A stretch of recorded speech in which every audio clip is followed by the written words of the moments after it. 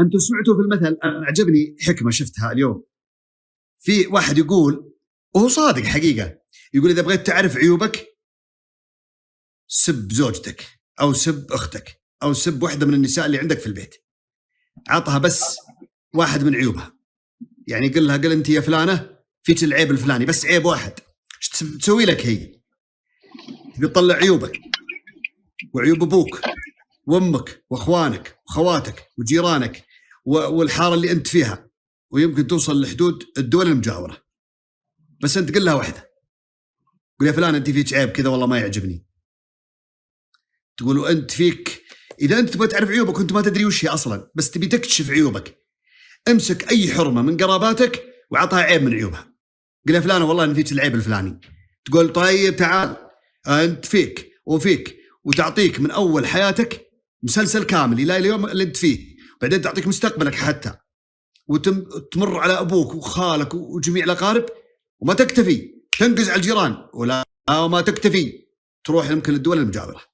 مقولة أعجبتني، يلا يا جوري الله يجزيك. أنا شفت كأني بالحرم، وكأنه معي ولد، يعني هو شكله شكل ولد، يعني ملابسه وجسمه وشعره كأنه عمره 10-11 سنة.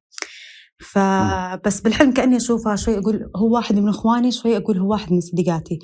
قلت له روح كلم الإمام تصير تأمل المسلمين والصلاة الجاية يعني. راح وجاء قال لي الإمام ما سمعني. قلت طيب امشي نكلمه أنا وياك. رحنا كلمه ما أسمع الإمام. قلت بنفسي خلاص أنا بكلمه عشان أنا بصير الإمام. كلمته فجأة التفت بشته، وكان الإمام بندر بليلة قاعد على ركبته وقال لي إنه ما يصلح عشان شو اسمه ذا، عشان لازم يكلمون أحد مسؤول بالحرم.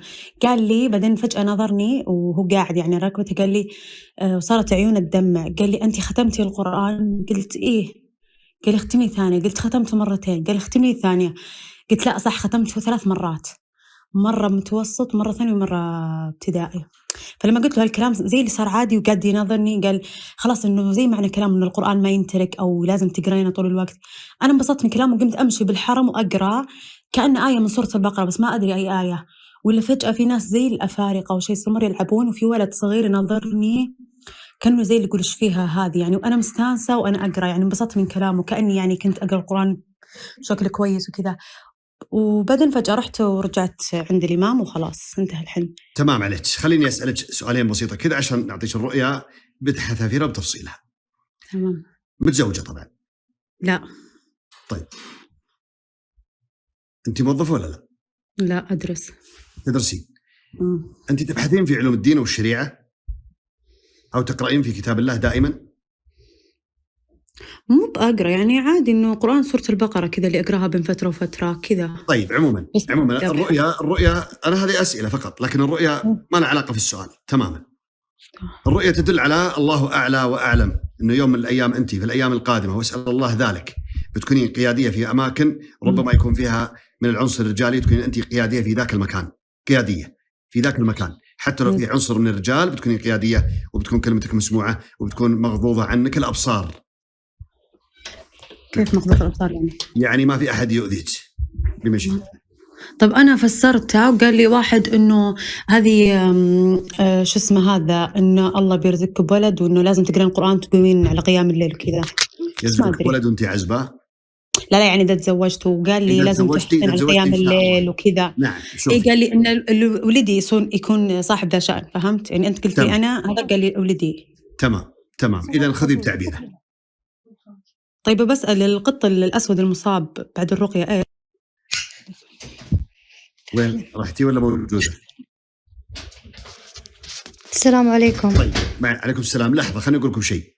أغلب الأخوان اللي يجوني في القسط يفسرون رؤياهم يجون يفسرون عندي، فيختلف عليهم التعبير طبعا، لكل مقام مقالة. ربما أنا أرى بمنظوري أنه هذا تفسيرها، لأن التفسير يخصها هي شخصيا، هي اللي قرأت القرآن، هي اللي كانت بهذا المكان، هي اللي تزاحمت مع الناس، هي اللي كانت السمران هذا يلعبون يحاولون يضايقونها. هذا دليل على أنه ما استطاعوا يضايقونها وكانت مستانسة. هذا دليل على أنها هي تمسك قيادة ولا تؤذى بهذا المكان وتمسك قيادة فيها من الرجال.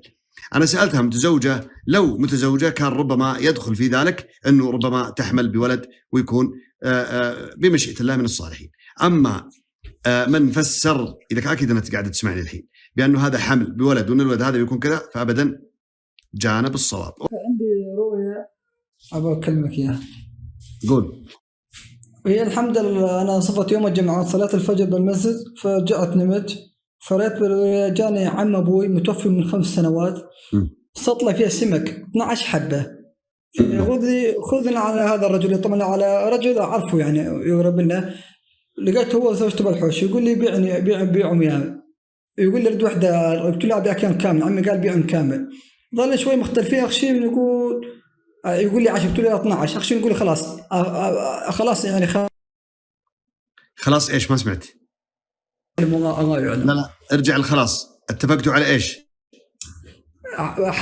حطيتني بالأرض وقلت له ظن 12، وجيت تحت السطح قلت له تأخذين أبيعهم كلها، ما أبيعهم الحارب، وأنا أقول خليهن خلاص بس كذا، وانتهت الرؤية. إيه سطل فيها 12 حبة من الأسماك. نعم. أنت متزوج؟ لا أعزب. إيه كم عمرك؟ الحين عمري أول سنة كمل 23، عفوا 24. ما شاء الله تبارك الرحمن. ال 12 سمكة تدل على رزق وعلى عدد الأشهر، والله أعلى وأعلم. خلال 12 شهر من الآن الله أعلى وأعلم، الله أعلى وأعلم، يتحقق لك كل شهر رزق، كل شهر يتحقق لك رزق خلال سنة كاملة، والله أعلى وأعلم. طيب خلص أبغى أتكلمك على شغلة الحين. أنا طبعا أنا لمرت على راغي ورغى عليه وما طلع فيه شيء، بس ما أعرف هل إيش؟ فسكم آيات ما أسمعك تقول هل إيش؟ رقى عليك الراقي وإيش؟ قرأ الرغم ما في شيء يعني، ما طلع مني شيء يعني الحمد لله، ما طلع طيب. الحمد لله. هل يعني في السبب يكون بدل؟ طبعا شفت مقطع فيديو الشيخ يقول الآيات هذين إذا قرأتهن إذا كنت محسود قمت تتحرك تثاوب، قمت تتثاوب، هل الشيء هذا يعني معقولة يعني مثل محسودة ما شيء عين؟ لا مو بشرط وأنا أخوك، ولكن طالما إنه أنت شوف، خليني أقول لك شيء بعطيك إياه من الأخير. أنا إذا قرأ عليه راقي، أي إنسان يقرأ عليه الراقي وما يتأثر أبدا بأي حال من الأحوال، ثم يكرر عليه الرقية مرة ثانية وثالثة، لأنه أحيانا يكونون في بعض الشياطين احنا ما نقول عليهم أقوياء، ولكنه ربما مراوغ ويتحمل، يصبر ويتحمل الرقية وكأنه يحرق ويصبر، زي ما احنا نصبر أحيانا، وبعض الناس ما يصبرون، تقول له اطلع يطلع، وبعضهم لا، تقول له اطلع ما يطلع إلا بعد شهر. فأحيانا الإنسان يتحمل مرة مرتين، المرة الثالثة لازم يتحرك تحت الرقية إذا فيه أذى. أما إذا رقي عليه مرة ومرتين وثلاثة وما تحرك، يروح يكبر المخدة ويبدأ يتحصن، يذكر الله ويكبر الاستغفار والتسبيح، انتهى.